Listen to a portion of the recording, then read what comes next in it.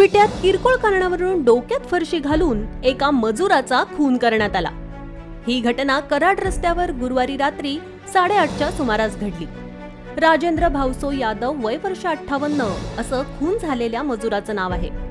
या प्रकरणी संशयित आरोपी सागर अशोक वाघमारे वय वर्ष 30 याला अटक करण्यात आल्याची माहिती पोलीस निरीक्षक शरद मेमाणे यांनी दिली।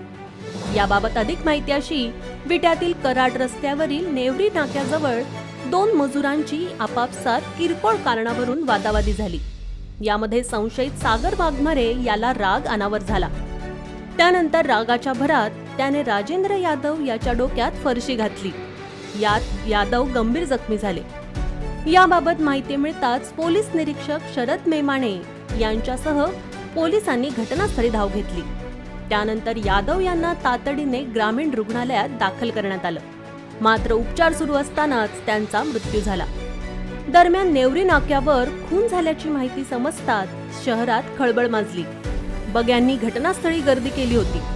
विटा पोलिसांच्या पथकाने अवघ्या 12 तासात खुनाचा छडा लावत संशयित आरोपी सागर वाघमारेच्या मुसक्या आवळल्या।